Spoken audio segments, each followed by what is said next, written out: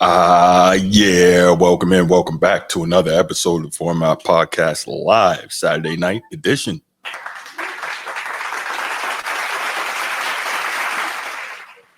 Yes, and we got a pretty good show for y'all here tonight. As you can tell from the thumbnail and you can see from the rundown, we got some good topics. We're going to talk to Devondre Campbell because that, to me, is just a really weird situation and a sad situation, but we'll get into it. We are going to talk the late, great Kobe Bryant, a guy that many have as a top 5 player all time, just an incredible player. We are going to talk some Bronny James, some good stuff there, give a little bit of flowers. And then, of course, we're going to talk the NFL MVP race. That's another pretty good story in sports right now. But before we do that, I'm going to go ahead and I'm going to hit the spiel. Then I'm going to come back and Transformer has something that he would like to say to everybody. If you're here on YouTube and you haven't already, please make sure you go ahead, click that like, that subscribe, that notification bell. Make sure you're kept up to date whenever we drop new content on the channel. If you want the audio-only version of the podcast, open up your audio podcast platform, hit the search bar, type in The Format Podcast, and we should come right up. If you're enjoying the content, make sure you give us that like, that 5-star review, and drop a comment. All that stuff helps us rise in the algorithm, helps us find more sports fans, helps more sports fans find us. And finally, make sure you write it down, put it in your phone, set an alarm, do whatever you got to do to remember. Saturday nights at 7 p.m. we are live here on the Format Podcast, and we'll give you the opportunity to call in, talk to us, get at me. I love it. I can't wait. Always excited to do the show and you know, to bring our unique perspective to everybody and just you know, talk to y'all and just kick it on some sports tip, man. And just, you know, another reminder that of course we have the memberships open, so don't hesitate if you're interested to join the channel, and we'll go ahead and start getting some exclusive content out for channel members. Now we got that out of the way. I want to take a minute and I want to sit quietly and I want to stand back and I want to let my man Transformer have the mic and say what he has to say. All right, guys. So very important. We want to get very serious right here. Something today occurred in the world, and we definitely want to bring light to the situation. Of course, you know, there was a game today, and it was two mighty forces in the armed forces, and they clashed. So I want to take a moment of silence before I commit an introduction to a certain moment. All right. Without further ado, Sid Bubba, I know you're watching. Cue in. Anchors away, my boys. Anchors away. Farewell to foreign shores. We sail at the break of day. Through our last night ashore. Drink to the full. Until we meet once more, we're wishing you a happy voyage home. Go Navy, beat Army, let's go. Hoorah, baby, let's go. And I have to sit there quietly and I have to show respect to that because my brother and his boys, they showed up today. They showed out today. As Shannon Sharp like to say, they put foots in them. Put foots in my beloved Army. So shout out and congrats to the midshipmen today, man. Played a hell of a game and got so much respect for those guys, the way they came out. And I really thought, you know, after the season we had this year, 11-1 and winning the AAC American Athletic Conference the first year in it and just having a tremendous season, that it would just continue today. But that just goes to show you, man, these rivalry games, there's something different. Yeah. And you know what's funny, Transformer, real quick, and then we'll move on. Like, remember we were saying, like, if Ryan Day wins the national championship, it'd still be bittersweet for Ohio State because they lost to Michigan. Yeah. That's kind of the feeling I'm getting right now. Like, we had an incredible year, Army. We freaking, you know, we got a bowl game coming up to prepare for and hopefully win. Army won, like I said, they won the conference championship. But, you know, you go against your number one rival and you play those guys, and then not only do they beat you, you know, they put a stomping on you. And it's like the brakes off of you. Yeah. There's not really anything that can fix that. You know what I'm saying? It's because you have a whole 365 days to wait before you get a chance at redemption. So I kind of get that Ohio State, Michigan feeling here. So yeah, man, salute to y'all. Salute to the way y'all came out and y'all balled out and y'all handled business, man. I got nothing to say, brother. Hey, no, man, it's always love. At the end of the day, it's a game that's on the field. Once that game is over, me and you are brothers in arms, man. We're brothers in the armed forces, and we ride or die together, man. Literally ride or die together. So, man, salute to the Army as well. They brought the love. They brought the fandom. They just didn't bring the play. No, we did not. Didn't bring the play. Didn't bring that at all. Man, so shout out to the Navy midshipman, man. Shout out Blake Horvath. You know, he showed out today, man. He ran all over the place. Sure did. Our quarterback for the Navy midshipmen, they did their thing. Bryson Daly, 204 on the ground today. 204 on the ground, 2 touchdowns in the air, 2 touchdowns on the ground. As you guys know, these are 2 running football teams. They're just going to run the ball at will, at random, at all day. And it was a great game, man. It felt good to like have that piece in the fourth quarter to where it's like, There's no stress. Last year literally came down to inches last year. So yeah, correct. I can imagine how good you were feeling. That was, what can I say, man? Y'all did your thing, man. I got nothing to say. Salute, brother. Salute. Absolutely, man. Salute to you too, brother. Salute to you too. Yeah. Absolutely. It's a last rewind singing maybe your next forte. I'm hoarse right now, bro. I'm actually hoarse. People don't know. I'm an actual former choir singer, right? Here you go. Hey, man, singing choir. I made all Southwest Tennessee 2 years in a row. That was before I joined the military and became a coach, and all this yelling just took my voice away from me, man. So fun fact, I actually used to be able to sing. Used to. That has been. I don't believe you. I think you got that made at like Kinko's or something. Kinko's is crazy. That's crazy. Man. My voice is gone because of that. Oh man. How you doing though, brother? I didn't ask you before we But no, how you doing, man? Not a bad day at all. Not a bad day at all. Can't complain. Yeah. You know, blessed as always. You know, thankful. Always. So yeah. Highly favored, my boy. That is it. Yes, Edward Jackson has a quick question for us. He says, I want to know something, especially you, Bruce, because I'm pretty sure you criticize the Lakers winning the NBA Cup, but will you criticize anyone who wins it this year? Edward, so let me say this, right? When I criticize the Lakers, why you gotta start there? No. I just do it to mess with them, especially Transformer, because being a Celtics fan, anytime the Lakers do anything is we always gotta shoot the crap at them, right? So yeah, I didn't really criticize them for it, other than the fact that it was kind of weird to me that they should have like hung that banner on the other side of the stadium and say, okay, well, we plan to get more. You don't put those up there next to 17 world titles. Like, to me, that's the only thing. But I agree. It's cool. They won, and especially you always got the history of winning the inaugural one. So I think that's something too. Especially if the NBA Cup eventually becomes a real thing, a big thing, right? Yeah. So and honestly, Edward, I really don't care, man.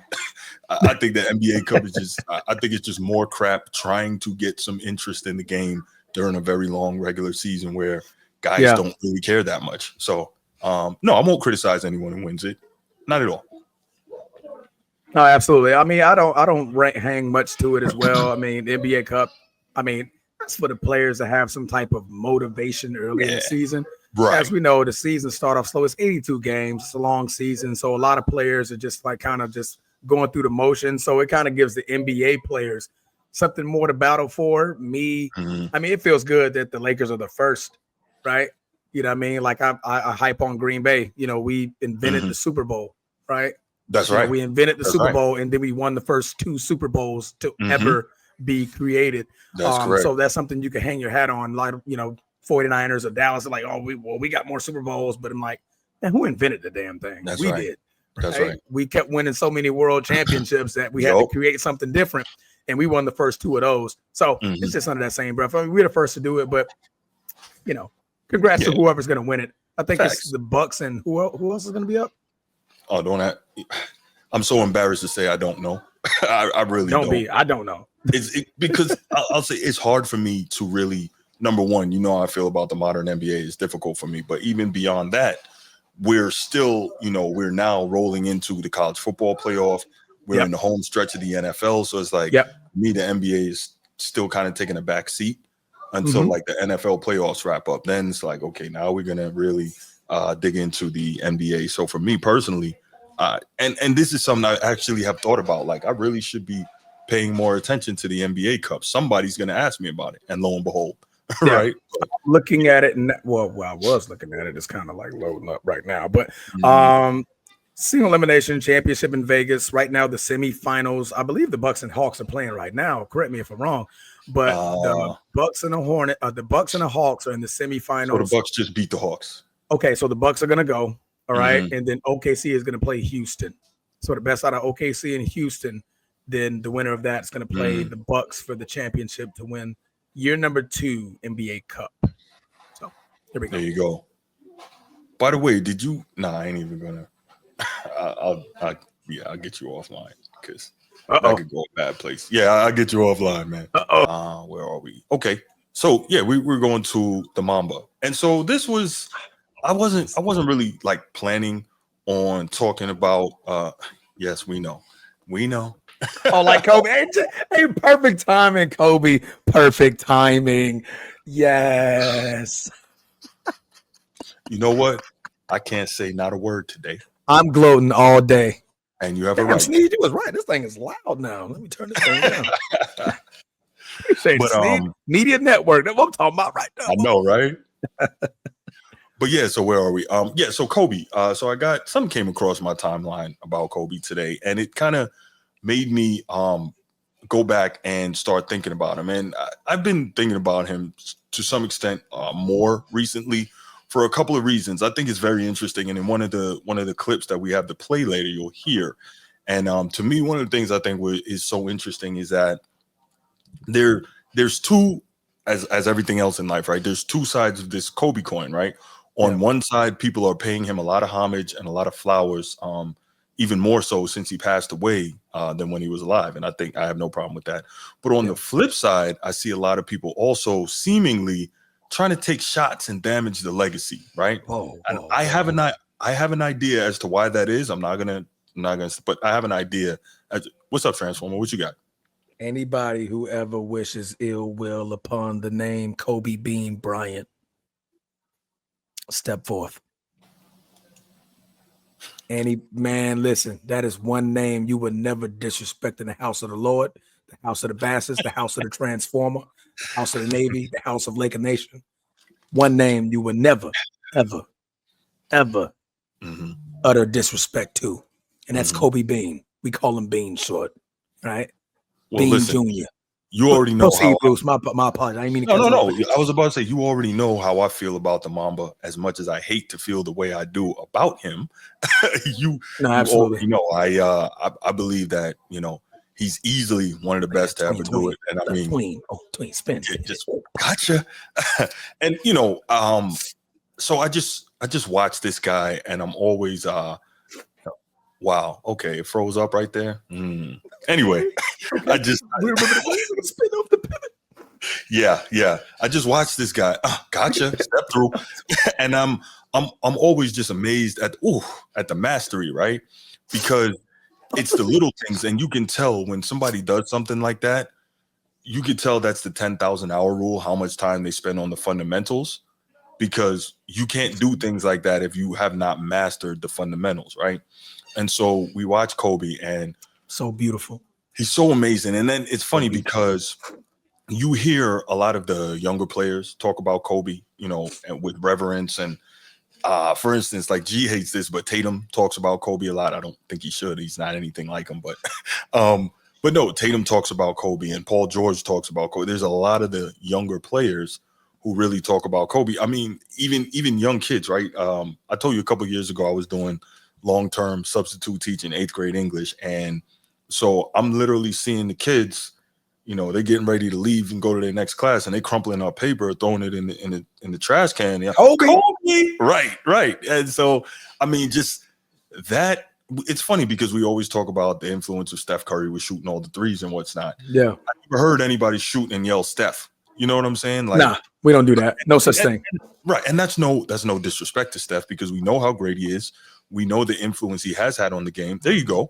Right. And so we look at guys like the Mamba, and like you said, I think you said it on another recent episode, the Mamba mentality is not only basketball, but has spread to many other it has gone to many other aspects of life, basically in anything that it is that you want to do and in which you want to have great success, right? You try to adapt the Mamba mentality. And so it's really amazing. And so I wanted to bring him up and give him some flowers, but I also wanted to discuss this topic. But before I go ahead and start playing some clips, man, where are you on Kobe? And well, I know where you are on Kobe, but in terms of like how he's being addressed now and both sides of that coin that I talked about when I started this topic. If you want to talk sports all day, yes. If you want to talk greatest of all time, whatever the case may be, Kobe Bryant is in that conversation forever. What he's done to the game, what he did for the game, what he did in the game, what he did post game, what he did pre-game, what he did in the off season, practice, everything. He addressed it with force. If anybody, we talk about LeBron chasing Jordan all the time. Kobe was the ultimate Jordan chaser. The ultimate replica, line for line, skill for skill, shot for shot. There's literally videos, you guys can YouTube it. It's literally a collage of when Kobe and Jordan are doing the same exact moves. And it's literally they're just swapping the jersey and swapping the players. Literally the exact same moves.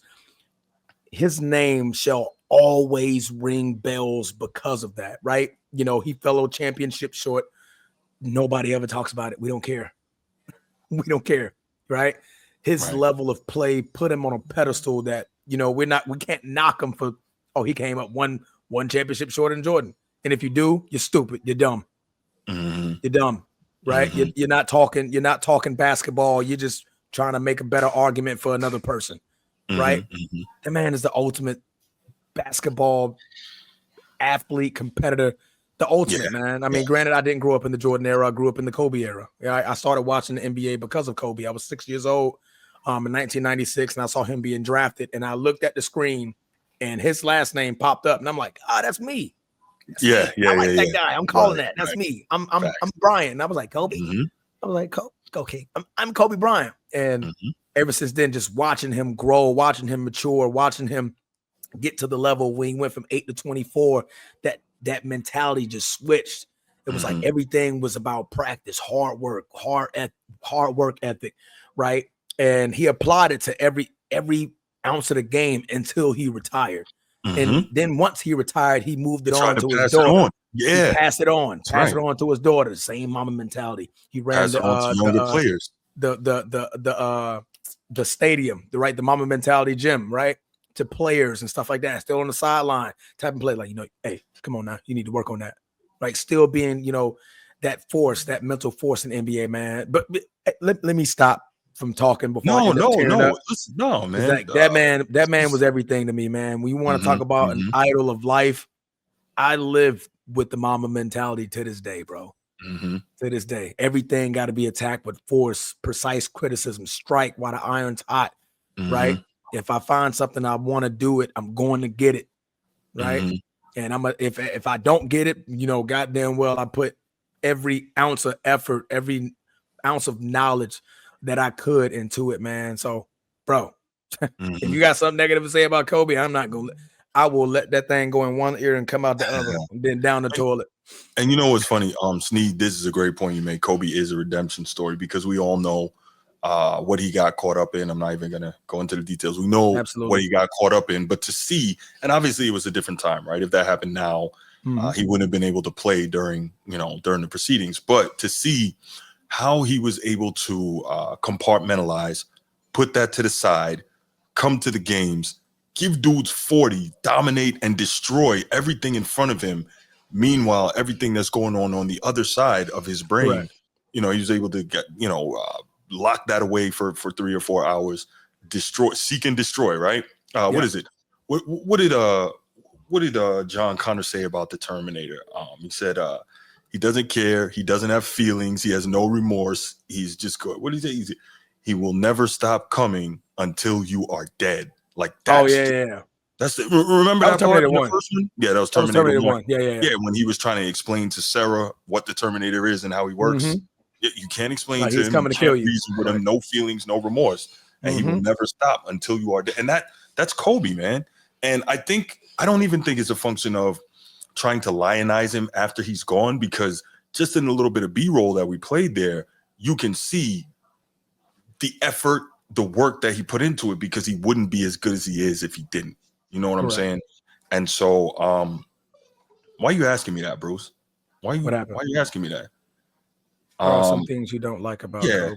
Honestly, honestly, that's a fair question. You know what? That's a fair question. I got something I don't like about Kobe. I do.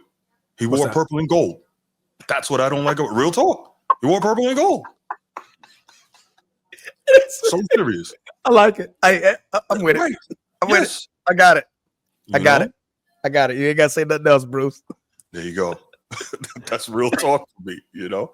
I'm not going to sit here and say he was some perfect dude, right? Because a lot of whatever. That's funny. Yeah, man. Purple and gold. That was the wrong thing. Now he thought he got traded, bro. That's, traded. So let's do this, man. Let's take a minute and let's talk let's listen to a clip from a recent, I think it's called the Hoop Collective podcast with Brian Windhorst. We know he's a big LeBron guy, and he was interviewing Norman Powell, right? Mm-hmm. And the reason I mentioned he's a big LeBron guy, listen closely to some of the things that he says, and you'll understand why I mentioned that. Check it out. We'll come back and discuss it. Yeah, for sure. So I followed the Lakers all the time. What was it about? You know what's strange about Kobe that was crazy? I don't know. You got to play against him, right? Yeah. One time, other than that, I was sitting the bench, but his last game in Toronto was my rookie year. Oh yeah, you didn't play much as a rookie. Sort of. Yeah. I got thrown in there and it was bad, but I enjoyed it. Okay, well, how was it bad? Just because I was caught up watching Kobe, my favorite player, being on the court with him at the same time. And then I actually got a shot while he was guarding me. Well, wasn't really guarding me. He was in the paint. But I got a left corner three. And I just remember him turning, about to close out and being like, hell nah. And I'm about to make this. And I airballed it. I was like, dang. Oh, Norm. Yeah.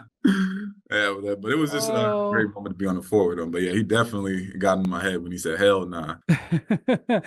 I mean, listen, like, I respect you can play against your idol. Like, that's amazing. Yeah, it was, what was so crazy about that year where Kobe announced he's retiring is that, I guess I can't understand this. Maybe you can help me understand it. So if you remember, Kobe announced his retiring, right about now, he came back from the Achilles. It was clear that, he just didn't really have it. And he's like, okay, I'm just going to retire. You remember, there was just this one day where he just announced, I'm done. And I went to the first road game that after he did that, it was actually in Washington. And so the game ends and all of the Wizards players, so you've been around long. This is your 10th year in the league. When you came into the league, when the game ended, the players from each team didn't meet each other at half court and hug each other. No.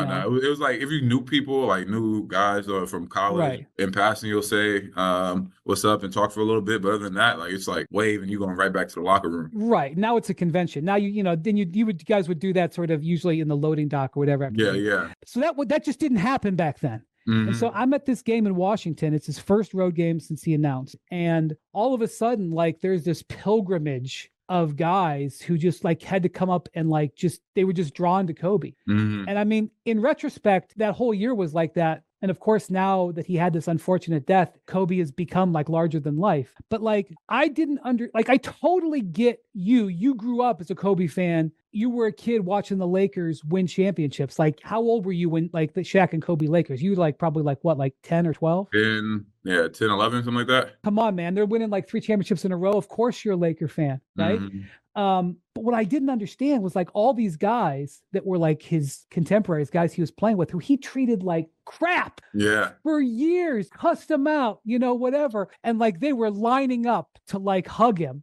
It was truly, and then it became normal. It was every game after that. But that was truly an amazing time when the whole league was now it's time to appreciate Kobe. Yeah, it was a respect thing, we for knew sure what he stood for, you know, and like it was about the game. Like it wasn't like dissing a player like personally, you know, it was just his mentality and approach, and everybody like fed on that. Everybody found like their own motivation and reason to play off of his mentality and approach to the game. And like I think from what he stood for, like everybody felt that, you know, and like just to appreciate all the times they had and then share it, or even like players that didn't get the chance to share the floor with them, just growing up watching him play, you know, we all like took bits and pieces from his game, our approach, you know, and it was just a respect thing of like, thank you for what you've done and how you've helped motivate us. Yeah. I mean, that's totally true for your generation, but like the one generation or two generations older where like he was truly, you know, kicking their ass. Yeah. Like that's what was so amazing.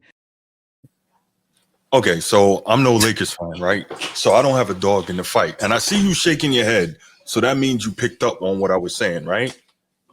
Did you pick up on some of that? Seemed like he was kind of taking some shots there, right? Mm-hmm. Just a little subtle. Yeah. Okay. That's what I thought. I felt that way too. I didn't want it to seem, I wanted to know if it was just me. So, you know, just listen, I don't have a dog in the fight, but it definitely appeared to me like Windhorst was taking some shots there. And if he was, we know why, right? We know what that's about.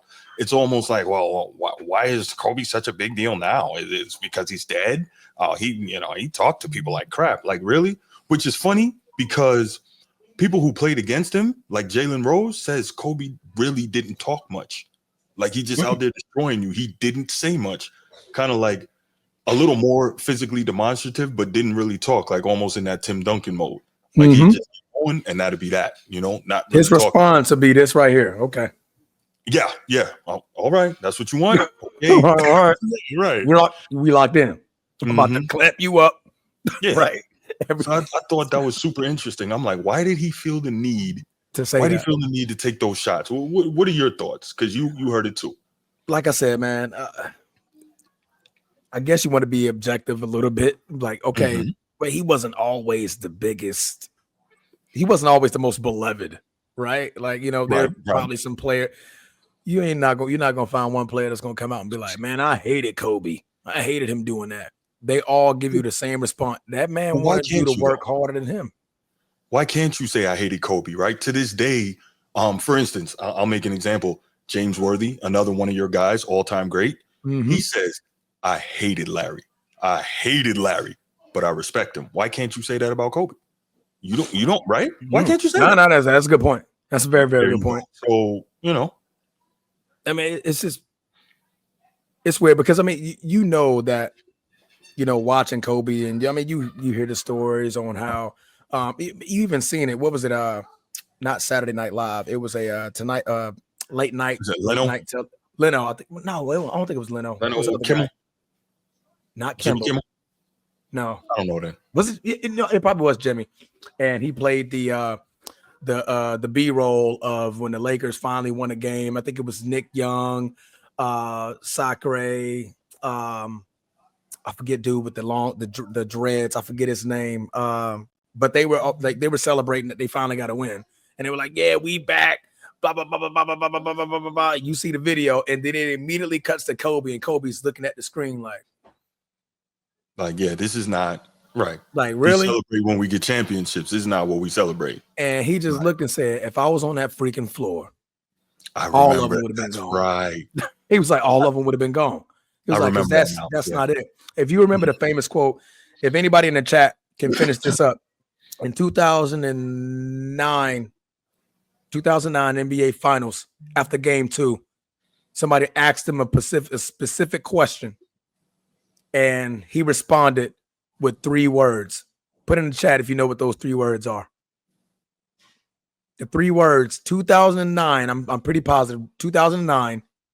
We went up 2-0. Somebody asked him a question, and he responded with 3 words. What were those 3 words? That right there defined a lot about Kobe. He didn't care. Okay. Laker Nation, bingo. I was going to say not done yet. Job's not finished. Okay. Yeah, he was up 2-0. Not done yet. Yeah. We were blasting Orlando. I think they had Courtney Lee was trying to guard Kobe Bryant. Courtney freaking Lee, right? Was guarding Kobe Bryant.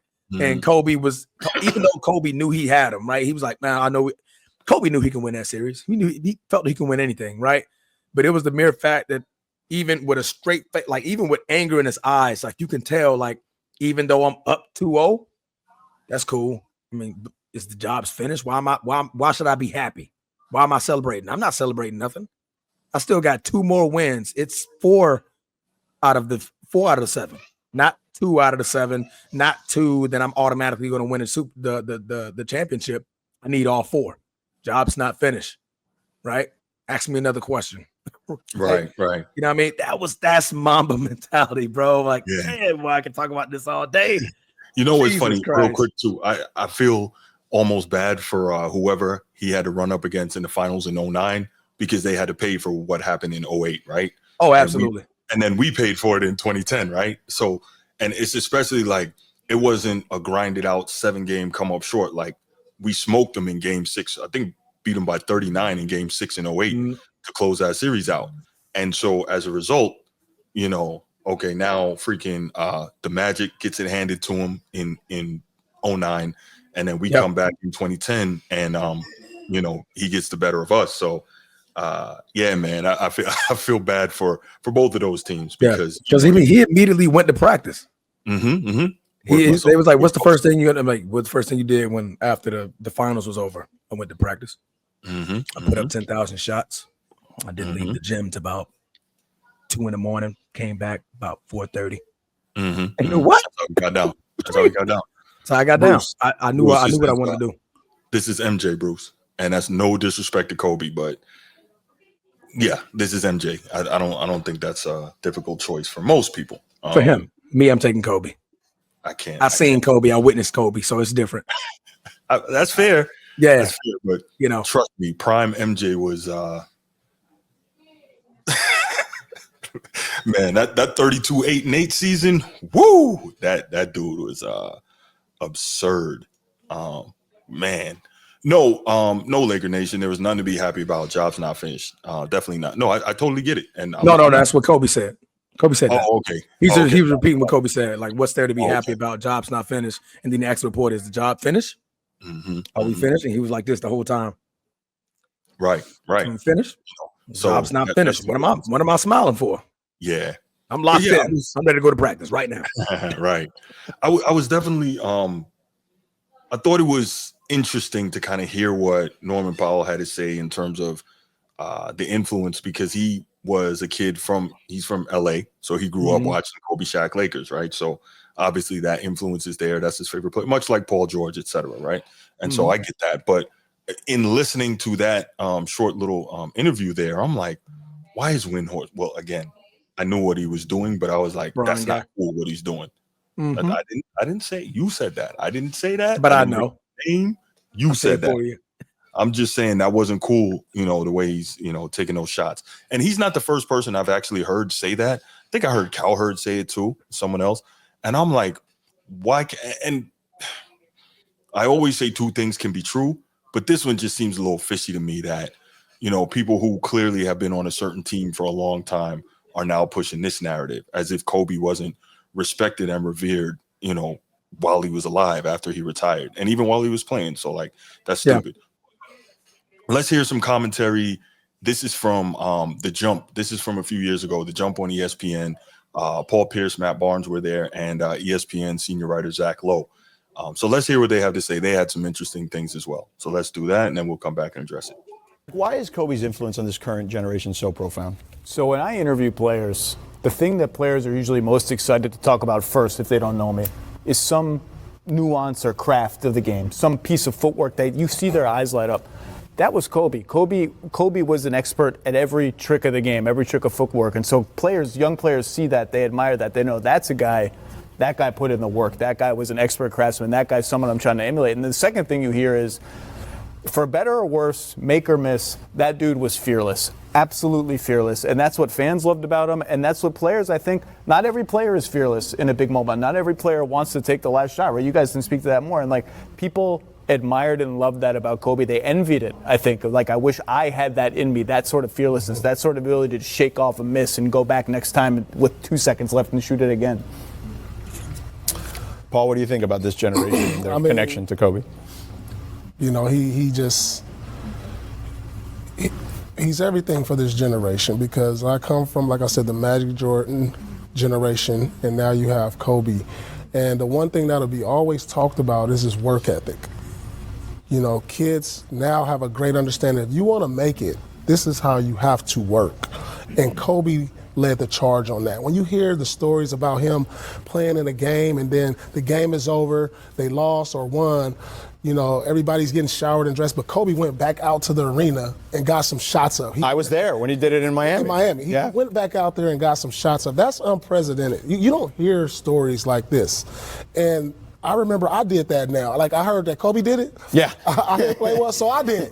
And I was like, you know what, I didn't feel good about this game, so I'm going back out there to get some shots up now. So he not only defined the generation of youth, he defined being a pro's pro, because we emulated him also. I just think he's, I came up, Jordan was the man. You know what I mean? I was a Magic Johnson fan, but Jordan was the man. He's this generation's Jordan, so all these younger players, as they touch to the footwork, the way he's opened up his arms and, at the Mamba Academy, and it's not just for the stars. It's, he really wants everyone to get better. I've seen everyone from NFL, NBA, Major League Baseball players over there all trying to get better, all trying to get a piece of that Mamba mentality and that approach, so it just speaks to how much he motivated not only basketball, but the world in general. So that was, I think that was something that we spoke about earlier in terms of his influence across multiple genres and disciplines and different people doing different things. Not just basketball players. So I think that's super impressive, as we mentioned. And you hear Zach Lowe, who is a writer, talking about the influence. You hear Paul Pierce, who is a contemporary and a rival, talking about the rival, right? Celtics, Lakers. We know all about always. That. Right. You hear about Matt Barnes, who to some degree was a rival and then a teammate. Became a teammate. Yep. Right. Yep. Did they win a championship together? Him and Matt Barnes. Matt Barnes. No. I think he came post the Celtic championship.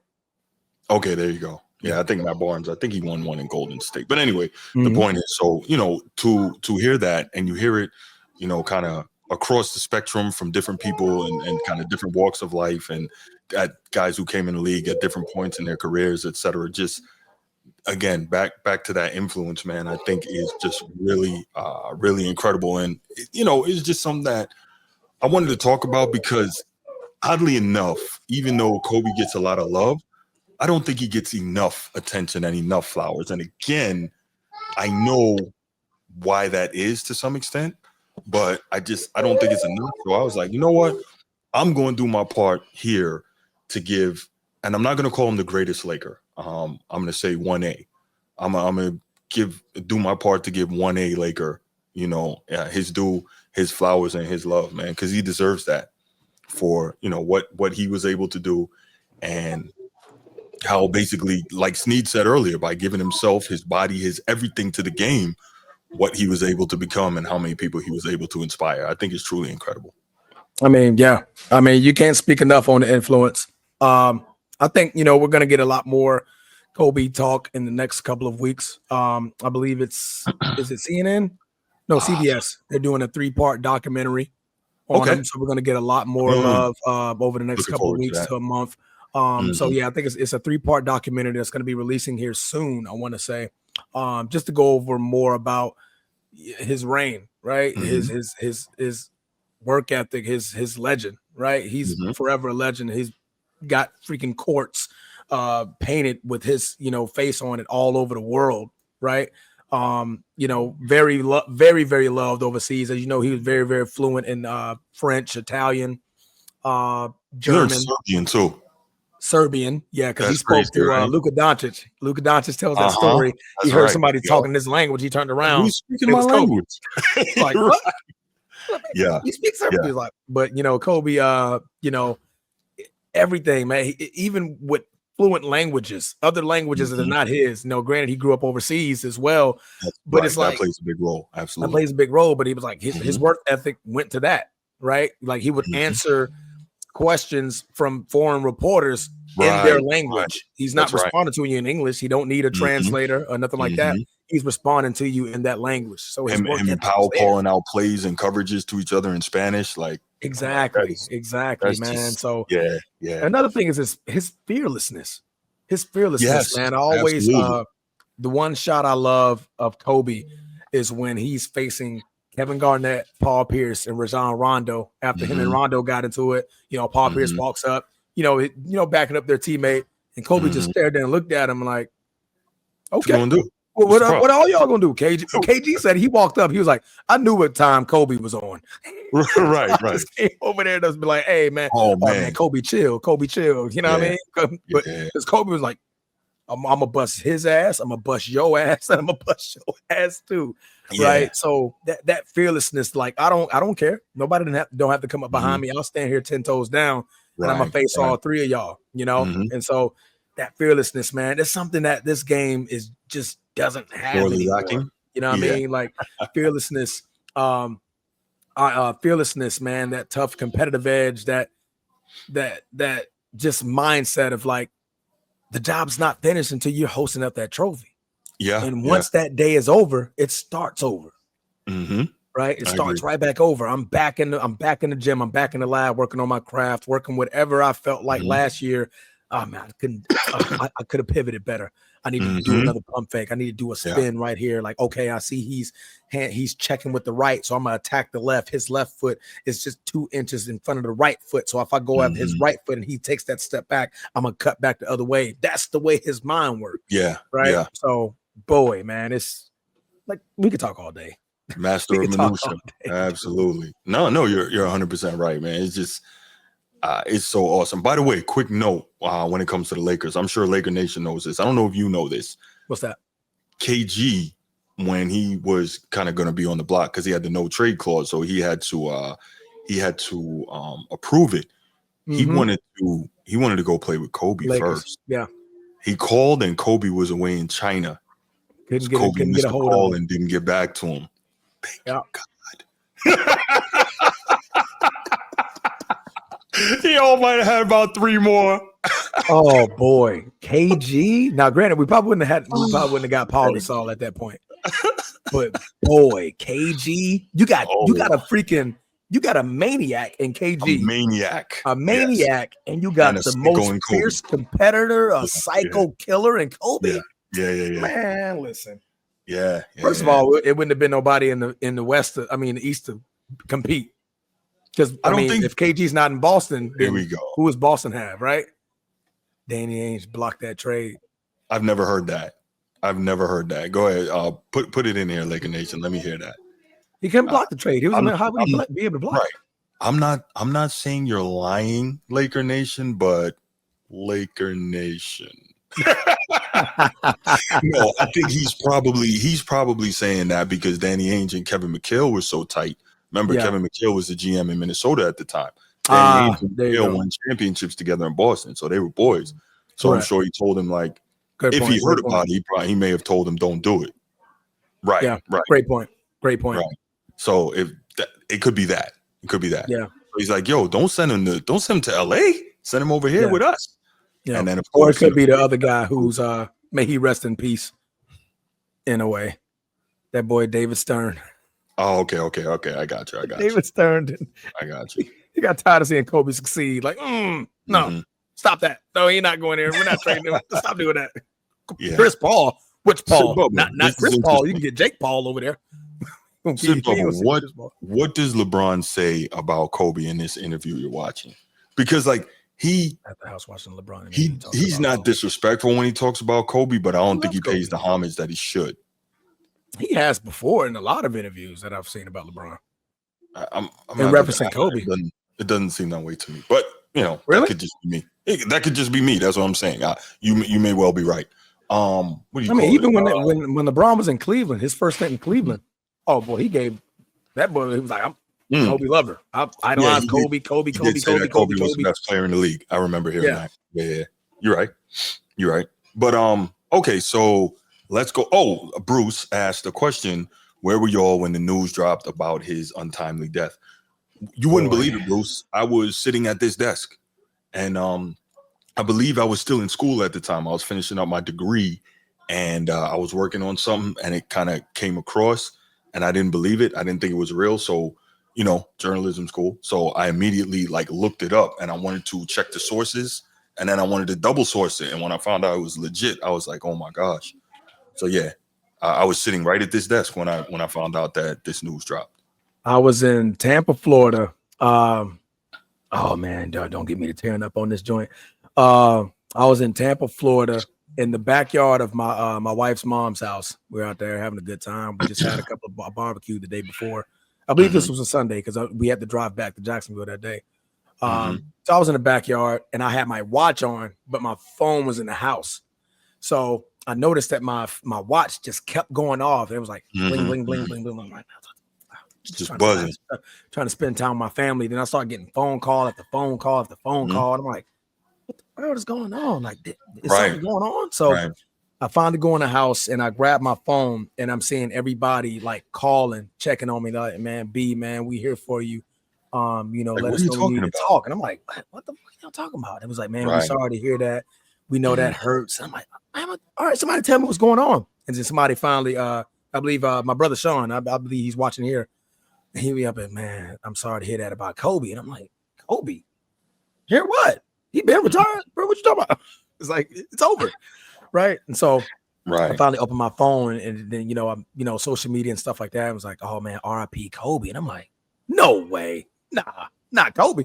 He must be talking about Kobe beef or something like that. Kobe beef. That's good. I like that. Cow named Kobe, you know what I mean? So, and I finally go on my phone and just like Bruce, man, I had to fact check it, right? Exactly. I had to fact check it. And so I'm looking at all news media outlets. And then I look on TMZ and TMZ goes confirm Kobe died in a helicopter accident. I broke down. I couldn't move. I couldn't speak. I just broke and I fell. And my wife was there. And she'll tell you, she was like, B, I was talking to you the whole time. And it was like you heard nothing I said. And I just flat out just cried my freaking eyes away. I was crying for about 5 hours straight, right? Because like I told y'all, man, Kobe meant everything to me. And when I found that out, you know what I'm saying? So yeah, it's understandable. It was like losing your hero in real life.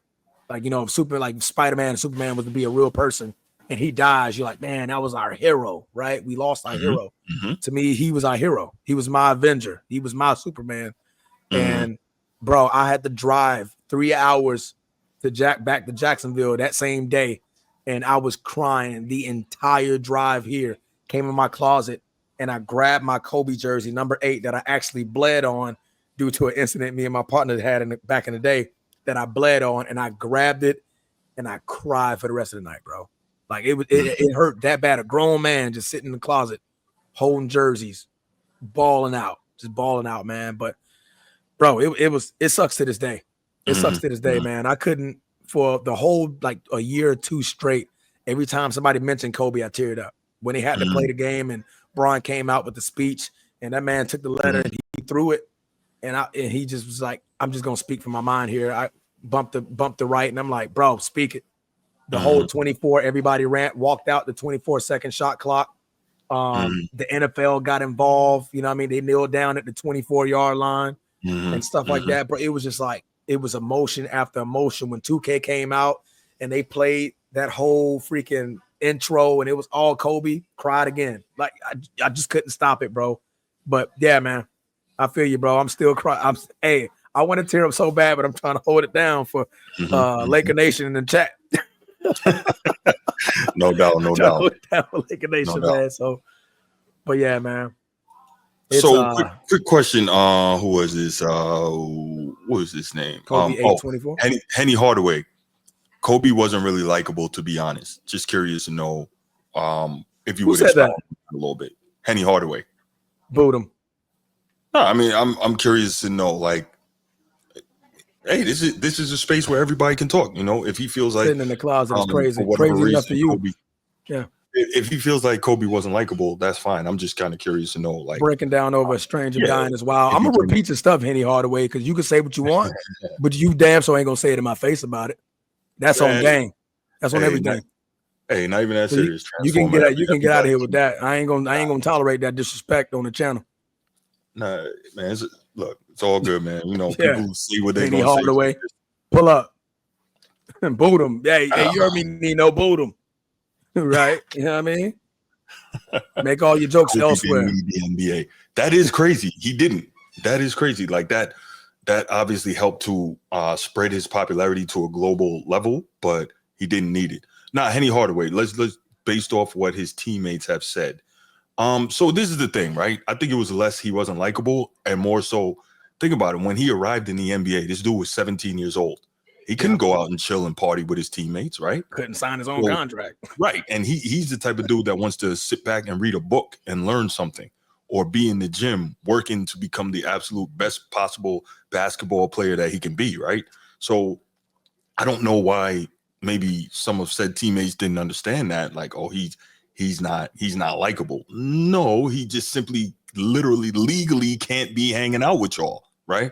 And realistically, how many grown men gonna be wanting to hang out with a 17-year-old anyway? You know what I'm saying? So Kobe's like, hopefully none.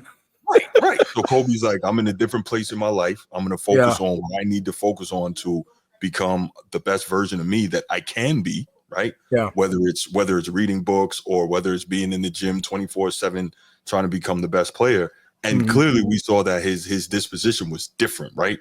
From being a rookie shooting them air balls in the playoffs when he could have gave the rock to Shaq, right? So I mean, it's just it's a different thing. But regardless, I don't know. I obviously didn't know the man, but from what I have seen from the outside, I wouldn't at all say that he's not likable. I say that for me personally, just again from the outside, there are other players who are less likable to me than he was. So but I get it though, and you're certainly entitled to your opinion, Henny Hardaway. So that's all good. So let's do this, Transformer. He definitely was an a-hole. Topic. He was a what? He said he was an a-hole. Everybody says that. Well, I mean, asshole. But that's part of. But that's what he was, right? Like his right. mentality. Like he wanted you to work as hard, or if not harder than him. Right. I get that in the military. You get guys that are like, go ahead, brother. My bad. Go ahead. No, you good. He was saying, I'm setting the example. Just follow me. That's all I ask is that you follow me. I'm not out here telling you to do something and I'm sitting in a chair chilling, eating hot dogs and hamburgers or, whatever it may be. Right. He's saying, yo, I'm leading the way. I'm out here with you. I'm in the front. Right. Army infantry, they say, follow me. Right. Rangers lead the way, all that good stuff. Right. Yeah. So the point is the leadership structure, and this being in the military, the leadership structure is I can't demand anything of you that I'm not willing to do. Precisely. And so that was Kobe. So I don't understand the whole a-hole thing, because it's not like he's sitting there chilling while he's telling you to do something. Nah, he's setting the example. What's the problem? So that's no. I agree with you, man. I mean, like I said, you just had to outwork him, right? He didn't want to see you showboat, like slacking off in practice. There was no point. I remember what was it, the Olympics, and Melo they wanted Kobe to go out, and Kobe said, I'll go out with you, but you're gonna have to wake up with me to go to practice. And that's right. I remember that. Yep. And it said Kobe woke up at 3 a.m. to go to practice the same night, the same morning that they all went out. Melo said, hell no, I ain't getting up with that, man. Man, Kobe tripping. It's like Kobe tripping. We just got to the hotel at 2. This man, he's on the court in full sweats, like sweating out at 3:30 in the morning. Already done a workout when they come down there. Thinking they gonna be early. I'm gonna get here early. This man already drenched. Switching out shirts. Complete. Yeah, so it's just different, man. But I'm gonna go ahead and I'm gonna open up the phone lines here.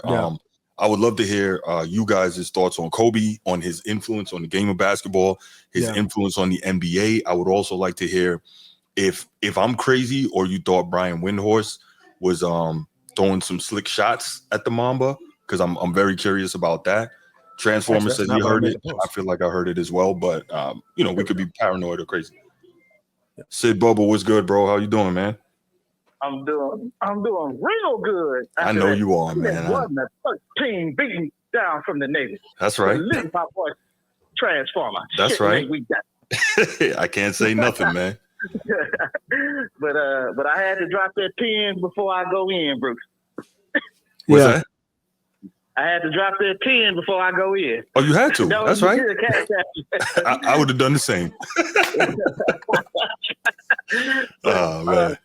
As you guys know, I am the ultimate LeBron James supporter. No, you're not. Oh, yes, I am. No, you're not. No, you're not. Oh, yes, I am. You are not. Sid Bubba, I love you, bro. You ain't. You're no. Hey, no. Bruce, hold on. But I'm Sid Bubba. But I'm do you love him? I'm objective, though. Do you love him? Yes. Oh, yes. I love you too, $52. But as we play today, that means we go hold hands and take warm showers together. Oh,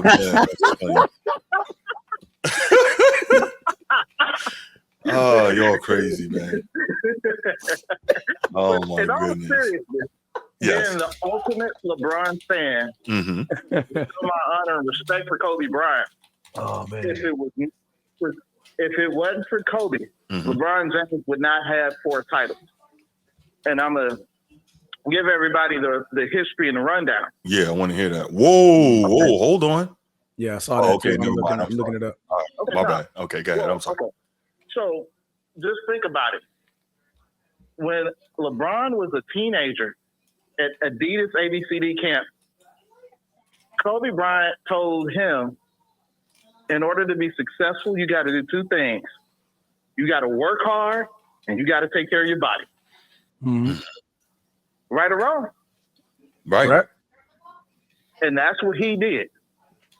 So, and then we got to go down the line 2008 in the Olympics. He had to learn how to follow Kobe. Yeah. Before he got to MJ, LeBron said Kobe is the best player in the league because I got to have what he got in order to win.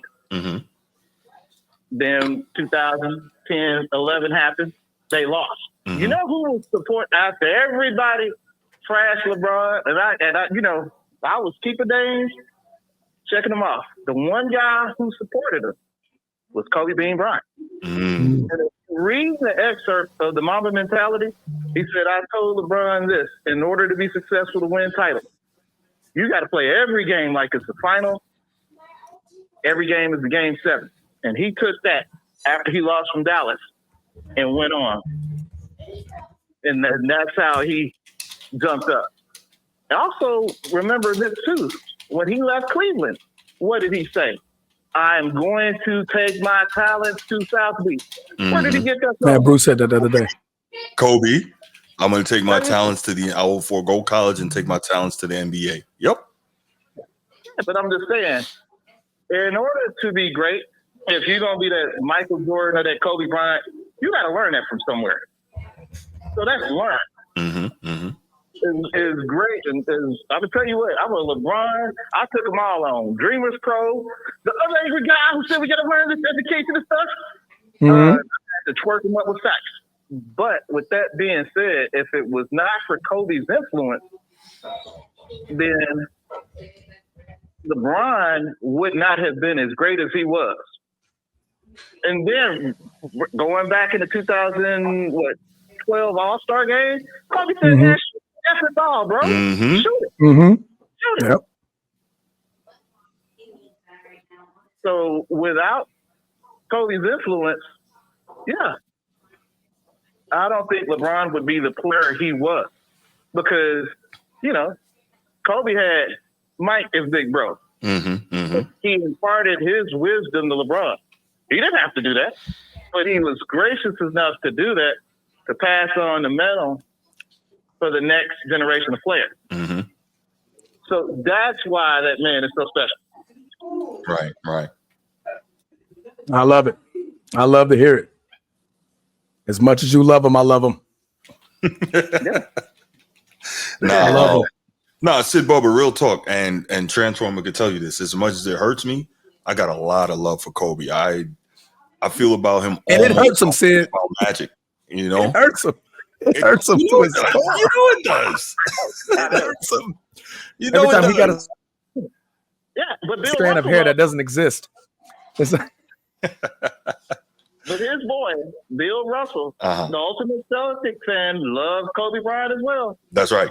That is. But you know what's real? You know what? It speaks volume about Kobe is when, of course, during the 08, 09, and 10 run, Celtic fans hated everything about Kobe. He shoots the ball too much. He's a ball hog. Blah, blah, blah, blah, blah, blah, blah. The moment Kobe retired, it's like the Celtic fans popped the salute and was like, thank God he is out of here. But look, we were saying the same thing about Magic too, though. We hated Magic, but we know how great the guy was. Out of here. Yes. Get him out of here. Is he retired yet? That folks say he retired. But Kobe, bro, but man, listen. Thank God you're out of here because we could not stand playing against you. Right. But I really, and then there's another thing. I don't think it was no beef with really Kobe and LeBron like that. No, I think that was I don't think it ever was. It wasn't even close. I don't think it ever was. But because Kobe wasn't threatened by LeBron. That's why. Absolutely. Right. Threatened by Why nobody. would you go out your way to help somebody? To help a younger guy. That's true. That is true. No, you're right. You got anything else said, Bubba? Oh, that's about it. All right. I said, I'm a secret agent of Clutch. But they got to send them checks. No, they that check coming soon. Man, they not gonna send you any checks because you being too objective and too kind to the opposition, man. You're not gonna get your money. They might have to let you go. He's like, all right, man, you got one more Kobe line before we cut you. One more Kobe line. One more. And you're done. More. That's you're it. Done. That's enough. We warned you. You've been counseled. All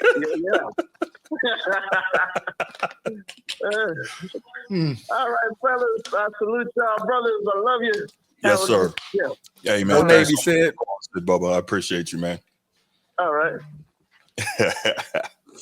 Damn, Transform. I hate shipmate right there. You know what I'm saying? Say anything, man. You know what I'm saying? Put it down. You know what I'm saying? Oh, man. 31 to 13. Yeah, that was that old butt cutting. Put foots in them. How you gonna put foots in us like that? Made them go out there and grab your own switch. Go out there and pick a switch. Go out there and pick a switch. You better not pick a small one, or I'm gonna go out there and I'm gonna pick a couple more, and I'm gonna tie them together, and I'm gonna wear that behind that. Y'all sure did though. You had that auntie. Y'all sure did. You had that grandma. That was rough, man. That was rough. But it's all good though, man. It's all good. I got to give respect for a great game. All right, so we'll give about another 90 seconds here. See if we got any more calls regarding Kobe, and then we'll move on to the next topic. We appreciate you, Kobe 824. I was about to say thank you, brother. I appreciate that, man. Thank you so much, man. We subscribe, man, share, bro. We give, man. You want to talk about one person on this earth that will give Kobe his flowers, his love? Oh, that's me for sure. Fact. You know what I'm saying? 825, 8 days a week, 25 hours a day. I'm gonna find an extra day and an extra hour to talk some beans. You know what I'm saying? All day, every day. No doubt. All right, let's do this, man. Let's go ahead and wait. We got a call from Laker Nation. Laker Nation, what's good, fam? I have to call and bother you because you're never a diehard Celtics fan. Of course. What you got? No, I'm just gonna.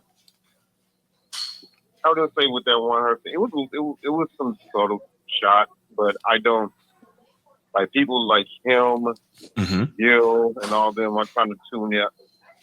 I let it go in one ear and out the other because you can't. You're not, especially like Gil. Talking about he's a Kobe guy. You can't be a Kobe guy and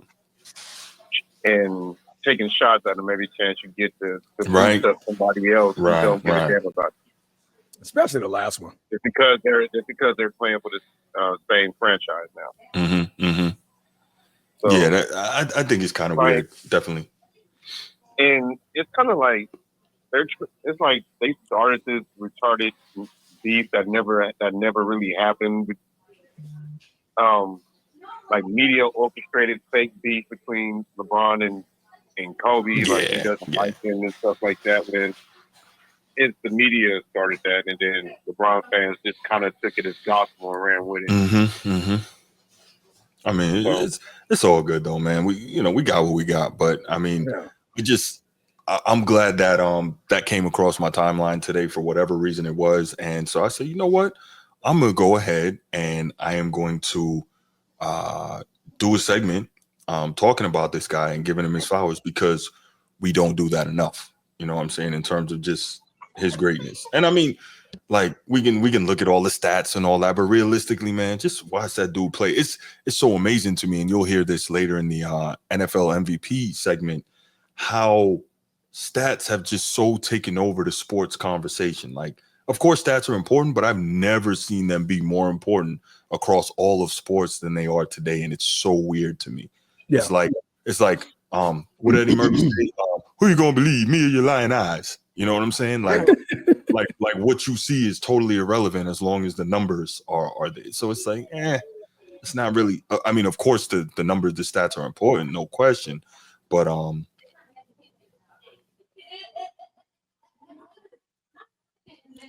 ignore it. I'm sorry, I got distracted for a second. No, it's no, I was saying stats are, of course, are important, but they're only a part of the whole, right?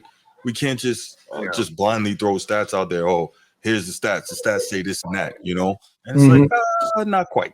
You know what I'm saying? But some Bruce went old school. Come on, man. But you know, what you want me to say, Edward Jackson? I thought it was appropriate. It's Eddie Murphy. Yeah, go ahead. You know, people are only going to hate on the great, and Kobe is one of the greats. I'm not going to say the greatest ever, but he's one of the greats. Yes, I agree. In the top tier. Yeah. So whatever slander you have or bias you have, it's your opinion. That's something you got to deal with. You go to sleep at night with that on your mind. That means Kobe's on your mind. So that's correct. On you, and that's a personal issue with you. He did it. He did his thing. He kept the Lakers organization at the top. You know, he got a tie with Celtics when he went out in total rings. He did. That's right. He would have been one up if it wasn't for that incident in the first round when he slid in. Man, woulda, coulda, shoulda, man. Don't worry about all that. I was there. Okay. And y'all, and I was just as pissed off as he was when in 08 on that fucking game 6. Boy, that shit hurt. When y'all had Turiaf under the basket crying at the end of that series, man, Turiaf was in there in tears. So this is funny because when that happened, I was in Germany, and I was living in the barracks, and I had a roommate, and it was like a little small suite, and it had another room on the side of the wall. And so I'm watching the game, and it's about 2:30 in the morning, and the Celtics are getting ready to close it out. They're up big, and I'm just going insane. I'm screaming and yelling because, as a Celtics fan, we're not used to winning championships every 3 years like y'all are. You know what I'm saying? Right? So no. But listen, like y'all had won though. Y'all had won way more recently than us, right? We were going back to a lot more recently. Yeah. Facts. No doubt, right? Yeah. So we had gone back to 86. Meanwhile, y'all have been doing y'all's thing. So when we finally, broke the streak, and to do it against y'all, like I'm screaming and I'll never forget. I'm screaming and yelling, banging on everything. And so I'm getting up, getting ready to go to PT the next morning, and my roommate comes out. He's like, "Hey, Hope, did you hear something? Was something going on outside last night? I thought I heard people screaming and yelling." I was like, "Is everybody okay?" Right. I ain't gonna lie to you, man. The Celtics just won the championship for the first time since 1986, man. I was so excited, man. So man, what's going on 30 years? I'm trying to tell you. Like, come on, man. So I especially remember when that happened. I'm going to say this because I know because I'm not a keyboard warrior. I like people to hear my voice when I got something to say about them. So we need to set up a show where me and Young Disciple debate each other because I would love to shut him down with his. This guy loves LeBron so much that he gotta take shots that are ridiculous in this chat. Nah, we're not doing that. No. 04. Like Kobe didn't lose that series. It was Detroit just took that shit from us. They raped us. I said the wrong word again. Whoa, yeah, we know. 3-point line, man. Ben Wallace shut that down, and they were throwing 3 or 4 bodies at Cove, and they were making everybody else. They were making everybody else beat us. It wasn't no Kobe. It wasn't no choke job like the 2011 finals. And let's not do that, Young cycle. No, it was it was brilliant defensive scheming by Larry Brown. You know, it was great coaching. And Tayshaun don't get the do that I was about to say deserves as a home ball defender. That's right. Boy, Kevin Kobe trouble, man. He shut down everybody in that playoff run. So that whole team, real quick, as you bring it up, that whole Detroit Pistons team was elite defensively, right? That team, I believe, held 13 straight opponents in that season under 70 points. Like that, they're a part of the reason that the rules are why they are now. You know what I'm saying? But those Pistons were vicious defensively. But you got anything else for me, Laker Nation? We about to go ahead and skip to this Bronny topic. Oh yeah, I'm on field day with that one. That's gonna make the show go 4 hours. Actually, we're not. You'll be surprised. But the key was in that series was Ben Wallace able to play Shaq 1-on-1. You know, there was no double team, and he had no kick out.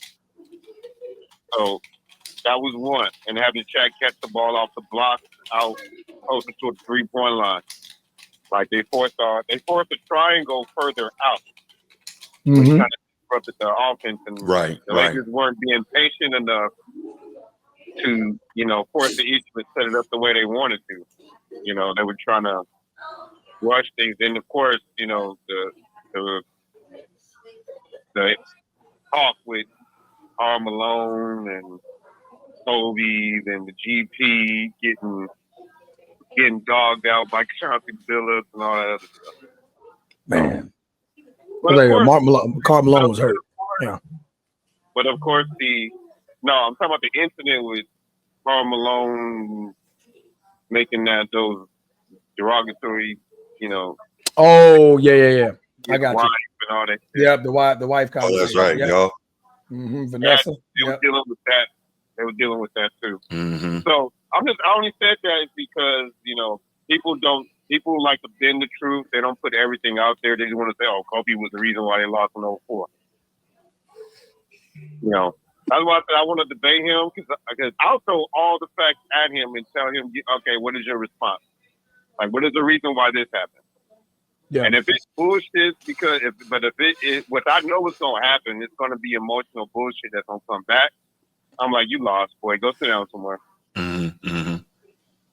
Yeah. All right, man. We're going to go ahead and move on, man. Thank you for the call. I appreciate you, Laker Nation, as always, man. Look, Bruce, boot me off the call transform. Say again? I said, boot me off the phone transformer. Look at it. Oh, man. I got we got to move on to the next topic, bro. All right, let's go. Go Irish. Of course. Hey, go Irish. Hey, look at it. So he ends it with love, bro. That's what I'm talking about. He ends it with some love for my man Bruce because he showed up needed because the Army got smacked today. I had to give Bruce some love. Go Irish. I appreciate that, Laker Nation. Got the Irish. Kyron and Siren. We need something now because I need something because, man. That butt cutting today was crucial. And I got nothing to say about it. All right, Joe. All right, man. All right, bro. Thank you for the call, brother.